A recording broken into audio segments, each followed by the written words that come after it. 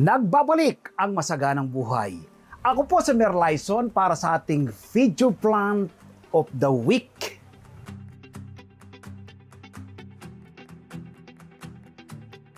Ngayon po ay ibabahagi ko sa inyo ang simple at madaling pagtatanim ng talong sa mga bote ng mineral water. Harvestin po tayo ng bunga ng aking mga tanim na talong. Tayo magluluto ng masarap at masustansyang tortang talong alam magsasakang reporter. Samahan niyo po ako.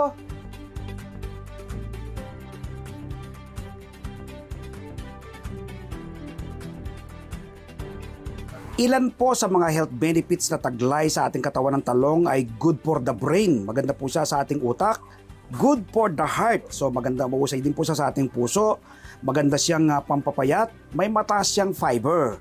Marami siyang taglay na vitamins and minerals, proteins, manganese, folate, potassium, vitamin K at vitamin C. May mataas siyang antioxidant content na tumutulong para maiwasan ang pagkakaroon ng sakit na cancer. Promote blood sugar level. So normalize po niya yung ating blood sugar kapag palagyan po tayong kumakain ng talong. Ilan lang po yan sa napakaraming taglay na health benefits sa ating katawan ng talong. So ito po yung ating mga seeds na talong. Spitfire F1 hybrid variety eggplant. No? Ito po, dito naman po tayo magtatanim sa bote po ng mineral water na self-watering po yung pamamaraan. May butas po dito yan. No? May butas. Tapos dito naman po yung magsisilbing ponduan ng tubig. Ito naman po yung ating lupa. No? So yung lupa natin, buwagag na lupa. Ito pong lupang ito ay pinaggamitan ko na sa iba kong mga tanim na halaman. No? Kaka-harvest ko lang po dito ng kamatis. Ngayon po ay magtatanim naman tayo ng talong. Ano? Posible pong nakain na yung nutrients ng halaman natin. Kaya maglalagay tayo, ay kukondisyon natin muli yung lupa. Maglalagay po tayo ng pataba. Ito po yung vermicast. No? Ang vermicast po ay isang pinaka-the best na fertilizer kung kayo po ay nag-organic farming. So, lagyan natin ang ating paunang pataba. No? Tapos, para po manatiling buwagag ang ating lupa, maglagay naman po tayo ng coco peat. So, ito po yung ating coco peat. Ang coco peat po, ang trabaho po yan sa ating mga halaman, ay mapapanatili pong buwagag ang lupa. No? Nang sa ganon, malaya pong makagala yung kanilang mga ugat, makakuha ng nutrients ayon sa kanilang pangangailangan. So 20% po na coco peat at hindi nga ilalagay. Kanina 20% po na vermicast yung ating nilagay. No? Yun ay ito po yung ating tatlong combination. I-mix nyo lang po mabuti ngayon yan. Ano? Pag-haluhaluin nyo lang po ganito mabuti. Nang sa ganon ay by kalat ng gusto, no? Dito sa ating itong ating lupa na gagamitin na pagtatamnan ng halaman tulad po ng talong. Kahit ano pong halaman ang inyo pong itatanim, basta ito pong combination na ito ay maganda na po siya. Ngayon ay lalagay na tayo ng lupa dito sa ating bote ng mineral water, no? Ito pong share ko po sa inyo ngayon ay direct planting, no? Pero pwede naman din po na ipunla nyo po muna yung talong. Pero ang aking binabahagi ay direct planting dahil sanay na po ako, napapatubo. Kapag sanay po kayo talagang nagtatanim, ay pwede mas maganda rin po yung direct planting at kayo ay urban gardener lang. So ngayon ay kukuha na tayo ng seeds. Ito pong mga seeds na ito na ating talong ay gamitan ko na po yan. Makikita nyo po, nakasealed pa siya. No? Yan. Kukuha po tayo ng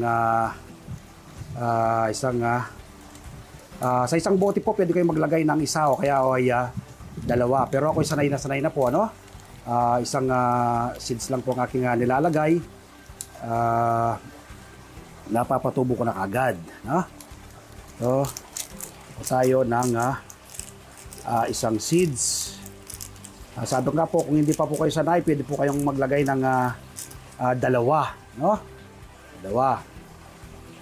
Pero pag sanay na po kayo, kahit isa lang. So ito po yung seeds ng ating talong. So yung seeds na pong yan ay kunin lang po, ilagay sa gitna, no? Sa gitnang bahagi po ditong bote. Yan. So ito po yung ating seeds. Ibaon nyo lang po ng 1 inch yan, ano? Yan. Tapos tatakpan. Yan. Panatilihin nyo lang po na moist yung inyong lupa para mas mabilis po siyang tumubo. After 2 months, ayan na po yung ating mga tanim na talong. Marami na pong mga bunga, no? Lahat po sila ay may bunga na. Meron pong ready to harvest na. Meron pa pong maliliit at marami siyang flower. Ang talong po ay simpleng-simpleng alagaan at patubuin. Kapag po ganito, may mga bunga ng ganyan, may mga maliliit pang bunga para po matuloy lahat yung kanyang na-flower, dapat po ay magdilig kayo ng binabad na balat ng saging. At once a week po, mag-spray po kayo ng fermented fruit juice. Nang sa ganon, lahat po ng na-flower, matutuloy lahat po sa bunga. Tulad po nitong ating mga tanim. Tingnan po ninyo. Ang ganda pong tingnan ng ating mga tanim na talong. Oh. Sementadong kalsada po yan. Wala kang hanap space. Pwede po kayong magtanim ng ganito. Tingnan po natin. Ayan po. Tapos may mga maliliit pong bunga. Mga ready to harvest na. Ayan po. Yan. Ito, ready to harvest na rin to. Ayan. Tapos may maliit na bunga. Po yung ating mga tanim na talong sa mga bote ng mineral water. Yan, grabe. Nakakatuwa po tingnan, no? Ating mga tanim na talong. Gilid po ng kalsada yan, ano? Gilid ng kalsada. Ating mga tanim na talong sa mga bote ng mineral water. Magtanim din po kayo nito. Simpleng-simpleng alagaan at patubuin. Yan. Enough na napagsasaluan ng buong pamilya. Lahat po ng bunga na yan ang ating mga tanim na talong. So ngayon ay harvest ako ng bunga ng aking mga tanim na talong at tayo magluluto ng masarap at masustansyang tortang talong ala Magsasaka Reporter. So gamit po itong tools na ito, tayo po ay kukunin natin mga bunga. Ayan, okay. Right. Ito. Ayan.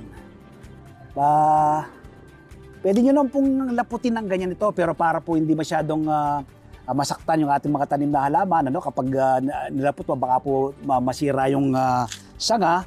So mas maganda po ganito, no? Lagyan natin dito. Ito naman. Ayun. Ito. Ayan. Nako, pantay-pantay po yung laki nila, no? Sarap. Ito po yung pinakamasarap na bahagi ng paghahalaman, ano? Yung humaharvest ka ng bunga. Ayan. Ito pa. Ayun. Ayan. Grabe. Ang lalaki po, no? At pantay-pantay po yung laki ng ating na-harvest na bunga ng ating tanim na talong. Samahan niyo naman po ako magluluto ng masarap at masustansyang tortang talong ala Magsasakang Reporter. Tara po!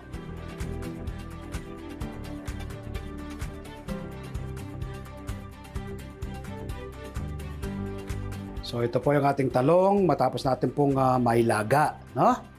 So ngayon sisimulan na natin ang pagluluto. So ngayon isama na natin ibang ingredients sa itlog, ano? Yung itlog binati na rin po natin. So inuna po natin ilagay yung durog na paminta. Alright, sunod na natin ang asin.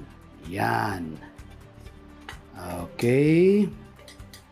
Asin, ihaluin po natin. Yan. Alright. Sundan natin ka lang. Alright, yun. Painitin natin ng kawali. Painit ng kawali, lagay na yung mantika. Yan. Alright. So, ayun, ibababad na natin ang ating talong sa ating sangkap. Alright. Babad po natin dyan. Okay, bababad po natin lahat. Ating talong sa sangkap tulad po ng itlog. Tapos po ay lagyan natin lahat. Yan. Ayan ay lutuin na natin. Lagay na natin sa kawali na may mantika. Yan. Yan. Napakasimple lang po nito, no? Yan. Tapos lagyan po natin ng sangkap sa ibabaw. Yan, para po mas malasa, no? Mas sasarap. Yan. Ngayon po, ibabaliktad natin. Yan. Okay. No? Ang bango. Right. Isa pa, babaliktad natin. Ayun. Ayan, ganda po ng texture ng ating tortang talong. Ayan, ay una natin. Ay luto na po yan. Ayan. Isa pa. Ayun.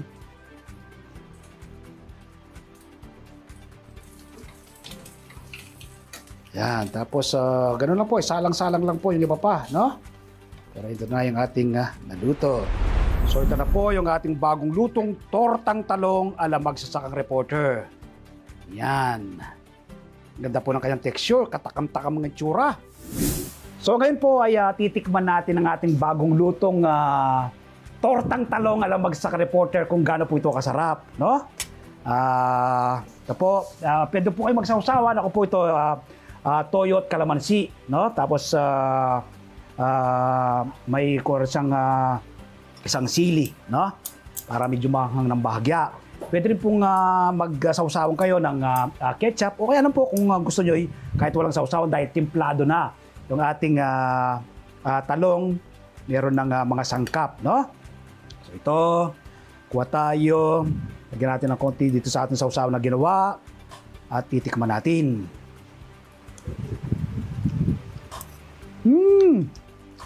Grabe! Napakasarap! Manamis-namis po yung lasa, no? Dahil kaka-harvest lang po ng ating talong, ha? Tapa? Sarap! Magluto po kayo nito, no? Diyak po magugustuhan ng buong pamilya, lalo na po yung mga chikiting, yung mga bata. Pag hindi po sila mahilig sa gulay, ito po, tortang talong po ang gawin po ninyo. Champion! Grabe, sarap niya! Dahil bagong harvest yung ating talong, talaga naman, oh, lasang-lasa siya, no?